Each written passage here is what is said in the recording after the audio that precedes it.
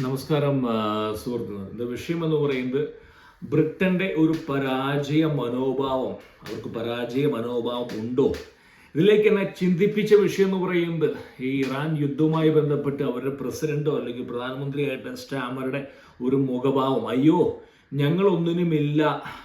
അതായത് ട്രംപ് എന്തോ ഒരു വിമാനത്താവളം, സൈനിക താവളം ആവശ്യപ്പെട്ടപ്പോൾ അത് നൽകാൻ മടിച്ചു.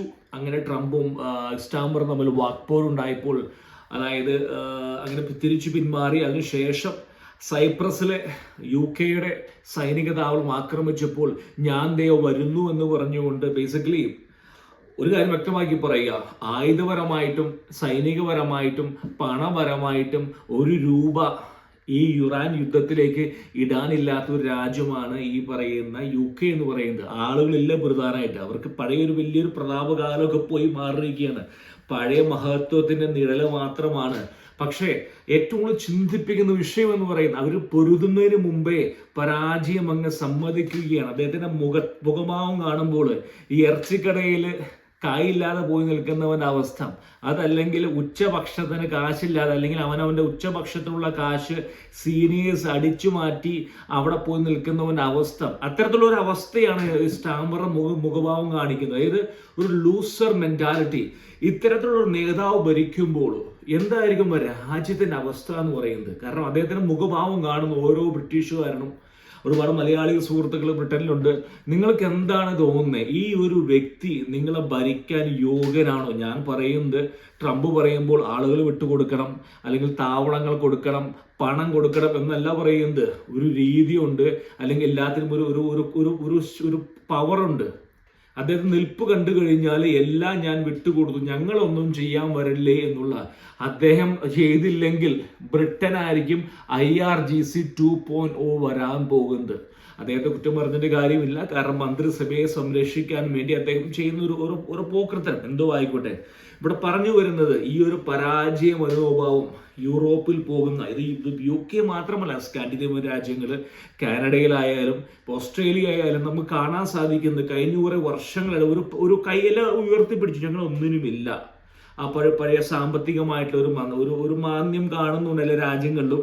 അതായത് പഴയ മാനുഫാക്ചറിങ് ഡിക്ലൈന്, ബ്ലൂ കോളർ ജോലികളില്ല, ജോലികൾ കുറയുന്നു, പിന്നെ അമിതമായിട്ടുള്ള ബ്യൂറോക്രസി, അങ്ങനെ രാഷ്ട്രീയപരമായ അനിശ്ചിതത്വം കാരണം എല്ലാ 2-3 വർഷം ഓരോ പ്രധാനമന്ത്രിമാർ വരുന്നു. അങ്ങനെ തെരുവുകളുടെ മുകളിൽ കൺട്രോൾ ഇല്ല. ചുരുക്കത്തിൽ ഈ പറയുന്ന രാജ്യങ്ങൾ പരാജയത്തിലേക്ക് അവർ തന്നെ സമ്മതിക്കുകയാണ്. അവിടേക്കാണ് നിങ്ങൾ പോകാൻ പോകുന്നത്. ഇപ്പോൾ ബേസിക്കലി എന്ന് പറയുന്നത് യൂറോപ്പിൽ പോകുമ്പോൾ നമുക്ക് എല്ലാവർക്കും ആകെ ഒരു സന്തോഷം എന്ന് പറയുന്നത് ലൈഫ് സ്റ്റൈൽ ഒരുപക്ഷെ മാറും. നമുക്കൊരു വൃത്തിയുള്ള വീടുകൾക്ക്, വൃത്തിയുള്ള സ്ഥലങ്ങൾ. പക്ഷെ അതിന് എഗെയിൻസ്റ്റ് ആയിട്ട് നിങ്ങൾ കൊടുക്കുന്നത്, നിങ്ങളുടെ വിയർപ്പിന്റെ വില എന്ന് പറയുന്നത് ഒരുപാട് അധികമാണ് സുഹൃത്തുക്കളെ. അതായത് നിങ്ങളുടെ ശമ്പളത്തിന്റെ നല്ലൊരു പങ്കും ഈ ലൈഫ് സ്റ്റൈൽ എന്ന് പറയുന്ന ഈ ഒരു ഭാഗം. നമ്മൾ ഇന്ത്യയെ പറ്റി പറയുമ്പോൾ നമ്മുടെ യുവജനങ്ങൾക്ക്, അതായത് ഇവിടെ വരുന്ന ഒരുപാട് കുട്ടികൾക്ക് തിരിച്ചു പോകാൻ താല്പര്യമില്ലാത്തതിന് മെയിൻ കാരണം ലൈഫ് സ്റ്റൈൽ. അമേരിക്കയിലും പാശ്ചാത്യ രാജ്യങ്ങളിലും ഇവിടെ കൊള്ളാം, പണം മാത്രമല്ല. പക്ഷെ അതിനെഗെയിൻസ്റ്റായി കൊടുക്കുന്ന ഈ പരാജയ മനോഭാവം പയ്യെ ഈ തലമുറയെ പിടിച്ചു വിഴുങ്ങുകയാണ്. കഴിഞ്ഞൊരു 50 വർഷം കൊണ്ട് യൂറോപ്പിൽ നിന്ന് ഒരു $100 ബില്യൺ ഏതെങ്കിലും കമ്പനി വന്നതായി എൻ്റെ അറിവിലില്ല. ഉണ്ടെങ്കിൽ പറയുക. ഒന്നും പോലും പ്രൊഡ്യൂസ് ചെയ്യാൻ സാധിക്കുന്നില്ല അവർ. കാരണം ഈ ഒരു മനോഭാവം, സോഷ്യലിസ്റ്റ് മനോഭാവം. ഈ സോഷ്യൽ എന്ന് പറഞ്ഞാൽ, ലിബറൽസ് എന്ന് പറഞ്ഞാൽ പരാജയപ്പെടും. ഞങ്ങൾക്കൊരു ഇപ്പൊ ട്രംപ്, നരേന്ദ്രമോദി എന്നൊക്കെ പറയുന്നത്, ഞാൻ അവരുടെ എല്ലാ പോളിസി അംഗീകരിക്കുകയല്ല. ഒരു കരുത്തുണ്ട് സംസാരത്തിൽ തന്നെ, ഒരു കരുത്ത്, ജനങ്ങൾക്കൊരു ഉണർവ്. ഇത്തരത്തിലുള്ള നേതാക്കന്മാർ ഭരിക്കുമ്പോൾ ആ രാജ്യത്ത് വിജയിക്കണം, അല്ലെങ്കിൽ ശ്രമിക്കണം, അല്ലെങ്കിൽ പൊരുതണം എന്നുള്ള ഒരു തോന്നൽ വരും. കാരണം നമ്മുടെ നരേന്ദ്രമോദി റേഡിയോ ബാത്തിക്കൂട്ട് അങ്ങനെ ഒരു മൻ കി ബാത്താന്ന് തോന്നുന്നു സംസാരിക്കുന്നു, യുവാക്കളുമായി സംസാരിക്കുമ്പോൾ എന്താ പറയുക, ഒരു ഉണർവ്. ഇപ്പൊ ട്രംപ് ആയാൽ പോലും നമ്മൾ കാണാം, അമേരിക്കയിലായാൽ പോലും അത് യുവജനങ്ങളുമായിട്ട് പങ്കുവെക്കുന്നു. ഈ മെൻഷൻ ഇവിടെ ആർമിയെ അദ്ദേഹം, അപ്പൊ പല കാര്യങ്ങളും പറഞ്ഞു വരുന്നു വെച്ചാൽ, പല കാര്യങ്ങളും ഇവരുമായിട്ട് ഒരു സമ്പർക്കം, അല്ലെങ്കിൽ ഒരു ഉത്തേജിപ്പിക്കാൻ. അതായത് ഈ പറയുന്ന ഒരു പരാജയ മനോഭാവത്തിൽ, ഈ ഒരു AI കാലഘട്ടത്തിൽ ഈ പറയുന്ന തലമുറ എന്ന് പറയുന്നത് ഇറ്റ്സ് വെരി ക്രിട്ടിക്കൽ. നിങ്ങൾ പറയുന്ന പോലെയല്ല, നിങ്ങൾ ഇന്ന് കാണുന്ന ജോലി ആയിരിക്കില്ല നാളെ എന്ന് പറയും. It's going. അതായത് ഞാൻ കോളേജിൽ പഠിച്ചിറങ്ങി, എനിക്കൊരു കമ്പനിയിൽ നിന്ന് ഒരു 10 ലക്ഷം രൂപയുടെ ശമ്പളം പാക്കേജ് കിട്ടി. ആ കാലഘട്ടമായിരിക്കില്ല ഇനി വരാൻ പോകും. It's all about Giggs. അതായത് ഈ പറയുന്ന എന്ത് ജോലിയായാലും, സോഫ്റ്റ്വെയറുമായി ബന്ധപ്പെട്ടതായാലും മെഡിക്കൽ ഫീൽഡുമായാലും നാളെ വരാവുന്ന ഗിഗ്സ് ആയിരിക്കും. സ്ഥിരമായ ജോലികൾ ഉണ്ടാകില്ല. It's all going to be ഒരു നമ്മുടെ ഊബർ ഡെലിവറി അല്ലെങ്കിൽ സുമോട്ടോ പോലെ തന്നെ ആവശ്യമുണ്ടെങ്കിൽ വരിക പോവുക. അതുപോലെ തന്നെ വേറെ ഒരുപാട് മേഖല തുറന്നു വരും. അപ്പോൾ ഈ ഒരു കാലഘട്ടത്തിൽ ഒരു കരുത്തില്ലാത്ത, ഒരു ഉണർവില്ലാത്ത, ഒരു കഴിവില്ലാത്ത, ഒരു ബോധവും ഇല്ലാത്ത ഇതുപോലുള്ള നേതാക്കന്മാർ ഭരിച്ച് ആൽബനീസ് വേറൊരു മരമണ്ടൻ അവിടെ ഇരിക്കുന്നു. പിന്നെ ഇവിടെയുണ്ട് ഈ കാനഡയിൽ അടുത്താണ്, അവിടെ എന്തൊക്കെ മൈക്ക് കാർണി എന്നോ മറ്റോ പറഞ്ഞു കൊടുത്താൻ ഒരു വിവരവും ഇല്ലാത്ത ഒരുത്തൻ വന്നിരിക്കുന്നു. അത് രാജ്യത്തെ പുറകോട്ട് അടിക്കുക. ഈ ഒരു കാലഘട്ടത്തിൽ എങ്ങനെ മുന്നോട്ട് കൊണ്ടുപോകണം നിങ്ങൾ ചിന്തിക്കണം. നിങ്ങൾ പോകുന്ന രാജ്യം ഭരിക്കുന്നത് ആരാണെന്ന് ചിന്തിക്കണം. കാരണം നിങ്ങളാണ് പേ ചെയ്യുന്നത്.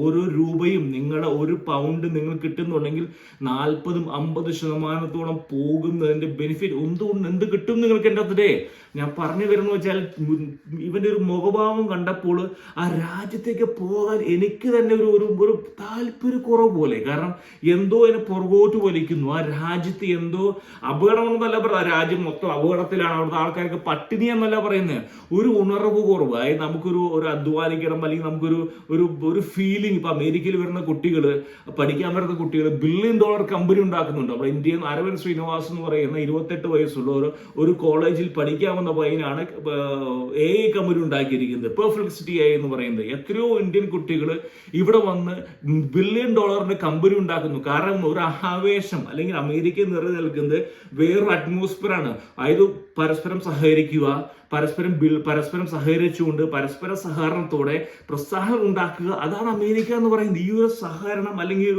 ഒരു ബോധം ഞാൻ യൂറോപ്പിൽ കാണുന്നില്ല. കാരണം യൂറോപ്പിൽ എല്ലാവരും ഒരു പ്രത്യേക തരത്തിലുള്ള ഒരു മനോഭാവമാണ്. ഈ ഒരു മനോഭാവത്തിലേക്ക് മുന്നോട്ട് പോകുമ്പോൾ നമ്മുടെ ഇന്ത്യൻ കുട്ടികൾ പോലും ചിന്തിച്ചു നോക്കുക.